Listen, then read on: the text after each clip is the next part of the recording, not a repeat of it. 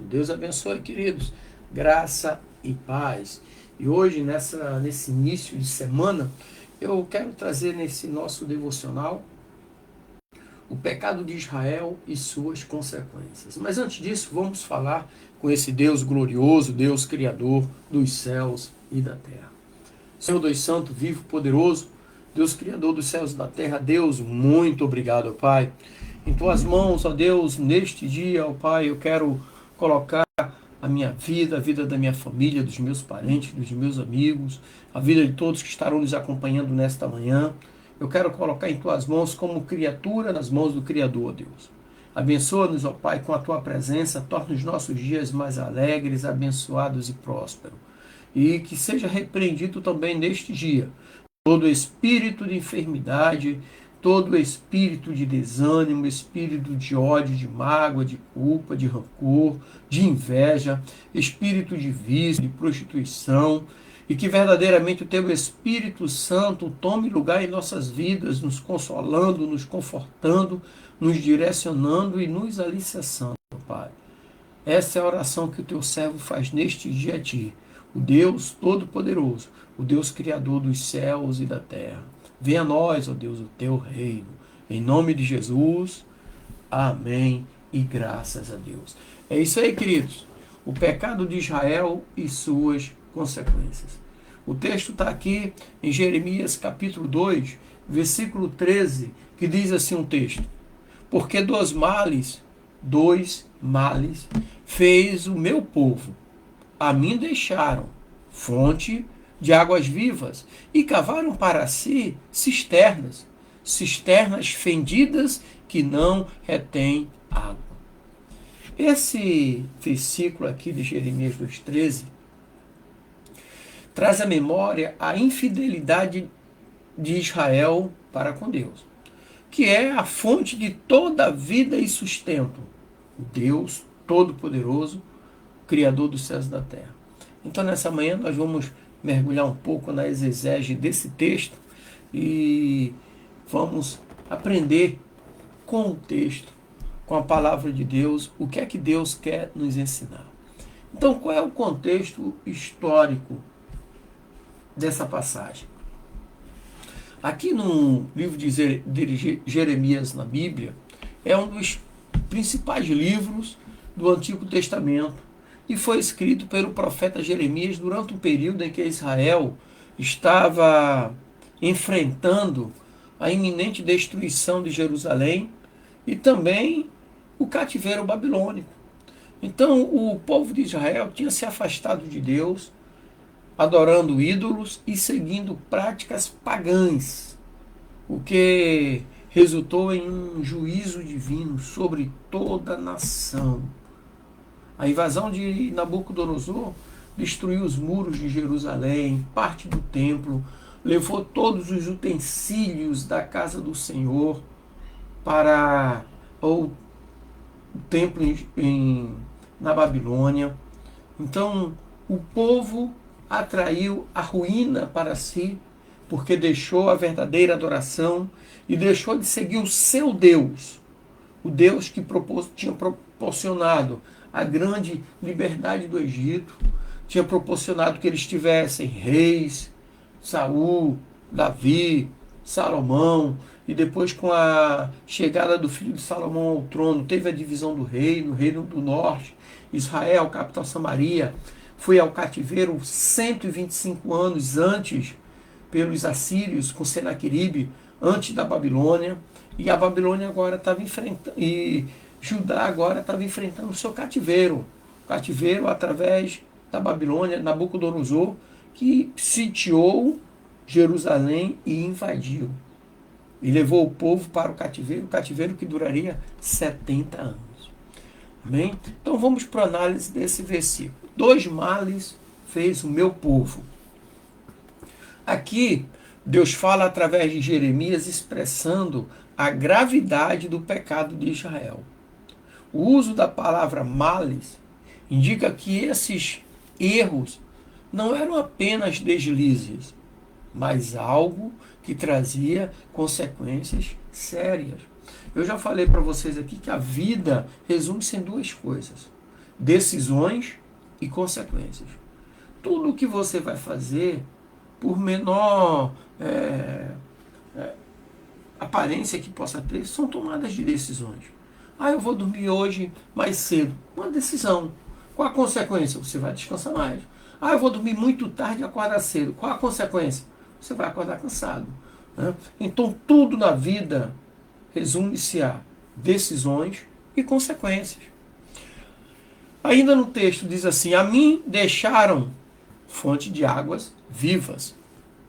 Deus é descrito como a fonte de águas vivas e simboliza, ou simbolizando, vida, sustento, paz, alegria, prosperidade. Ele é a fonte. Então, o abandono dessa fonte representa a escolha de buscar satisfação em coisas temporais e vazias. Buscar coisas que não enchem o coração. Buscar coisas que esvaziam sua vida de alegria, de satisfação. Ok? Cavaram, né? Cavaram para si cisternas. A imagem das cisternas representa os esforços do povo para encontrar satisfação em suas próprias obras, em vez de confiar em Deus. Então essas cisternas eram fendidas, o que significa que estavam quebradas, tinham rachaduras e não podiam reter água, simbolizando a futilidade de suas tentativas de se sustentar sem Deus. Assim é o homem sem Deus, quando confia no seu próprio esforço, principalmente aquele que conhece o poder de Deus, que conhece a palavra de Deus e busca, através do seu ego, da sua arrogância, confiar só nas suas forças e deixar Deus de lado. As coisas não andam. A Bíblia diz assim, Malaquias 4,12: para vós que temeis o meu nome, nascerá o sol da justiça. É em Deus que vem toda a realização. Então, qual é a aplicação prática? Como que nós aplicamos isso no nosso dia a dia? Primeiro ponto que eu quero trazer aqui é o abandono de Deus. Assim como Israel, muitas vezes, nós também deixamos a fonte de águas vivas. Pode ser por distrações, por buscar satisfação em prazeres temporários, ou por nos afastarmos da palavra de Deus. Então vem a pergunta: o que estamos escolhendo, às vezes, em vez de estarmos com Deus? Quais são essas escolhas que podem tirar Deus, afastar Deus das nossas vidas? Segundo ponto, cisternas fendidas. Precisamos reconhecer que nossas tentativas de nos sustentar por conta própria, elas são fúteis. Não servem para nada. E muitas vezes buscamos segurança em empregos, relacionamento, posses, tudo isso para alcançar o status. Mas essas cisternas fendidas, que não retêm água, não servem para nada. Outro dia eu estava vendo recentemente uma pessoa famosa, né, que faleceu de uma enfermidade terrível. Era uma pessoa que tinha um patrimônio grandioso de milhões. Né? Então, não adianta ter status, ter dinheiro, mas não ter Deus. Porque milagres só acontecem através da vontade de Deus, pela misericórdia de Deus. A nossa fé gera a possibilidade, a expectativa. Mas o milagre é a misericórdia de Deus. Todos nós vamos passar um dia dessa vida para outra. E para isso temos que deixar essa matéria, esse corpo. Agora uns vão mais cedo, outros num tempo de Deus, tem aqueles que antecipam, vamos dizer assim, que furam a fila. Deus nos fez para irmos velhos, cansados, depois de cumprirmos todas a missão que Deus nos deu aqui na terra, vamos dizer assim, mas alguns antecipam. Por quê? Porque abandonam Deus, os propósitos de Deus, usam o nome de Deus em vão, querem agir por conta própria, e tudo na vida resume-se em decisões e consequências. E é nesse sentido que age a consequência do pecado. O pecado não é algo trivial. Ele tem consequências que podem afetar não apenas a nossa vida, mas também a vida daqueles que estão ao nosso redor. Então, quando nos afastamos de Deus, criamos um vácuo que pode ser preenchido por coisas que nos afastam e ainda mais do propósito divino. E todos que estão à nossa volta sentem esse impacto. Imagina uma pessoa doente, enferma, acamada sobre uma cama. Muda toda a rotina da família. Muda toda a rotina da família. Como também essa pessoa é curada milagrosamente, a alegria e a satisfação não é só dele. Toda a família se alegra. Todos à sua volta se alegram. Então precisamos estar cientes das consequências das nossas escolhas. Eu gosto do texto lá de Deuteronômio, no último sermão de Moisés, que Deus usa Moisés para falar ao povo dizendo: eis que te proponho hoje a vida e a morte, a bênção e a maldição. Escolhe, pois, a vida e terás bênçãos. Escolhe, pois, a morte e terás maldição. Então, nossas escolhas definem o que nós somos. Simples assim. E o arrependimento e o pecado, né? E a restauração. A boa notícia também é que Deus é um Deus de misericórdia. Por quê? Porque mesmo diante do pecado, Ele nos chama ao arrependimento. Em 1 João, capítulo 1, versículo 9, nós encontramos a promessa, dizendo, abre aspas, se confessarmos os nossos pecados, Ele é fiel e justo para nos perdoar os pecados e nos purificar de toda injustiça, de todos os males. Então, o arrependimento é o primeiro passo para a restauração. Você vê, aquele povo que entrou no cativeiro babilônico, eles passaram 70 anos. Isso quer dizer que todos que entraram morreram lá.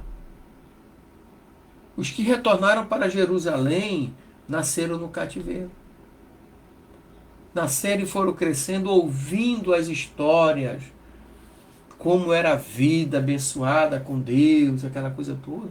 Então esse povo que retorna para Jerusalém foram os que nasceram no cativeiro, naqueles 70 anos. Porque os outros todos ficaram no cativeiro ali, morreram lá. Sabe? Então Deus, ele atua de acordo com as nossas tomadas de decisões. Escolhe, pois, a vida e terás bênçãos. Escolhe, pois, a morte e terás maldição.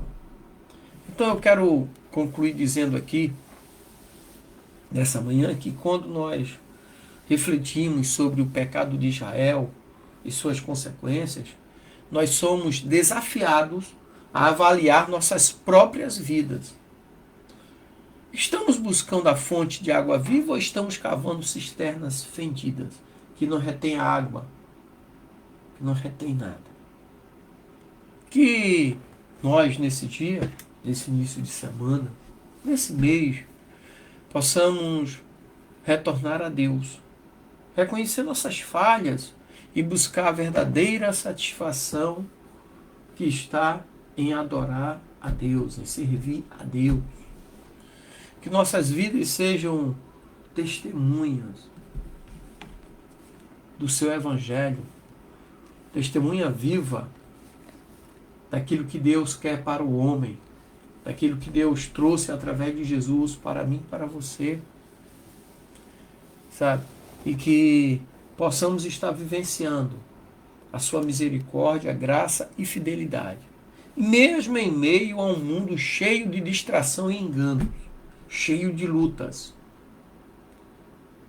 nós possamos ser referências do reino de Deus, em nome de Jesus. Amém? Que o Senhor te abençoe, te dê uma semana alegre, abençoada e próspera, em nome de Jesus. Pastor Marcos, que o Senhor te abençoe, abençoe sua família, sua vida, abençoe a sua semana. Manda um abraço também para o pastor Luiz, que o Senhor esteja abençoando a sua semana, sua família. Um abraço para todos aqueles que têm nos acompanhado. Ramilson, meu querido, que Deus te abençoe grandemente. Os amigos ali de Camaragibe, que Deus abençoe todos vocês. Minhas irmãs ali também de Camaragibe, meus irmãos em Pernambuco. Que Deus os abençoe em nome de Jesus. E para você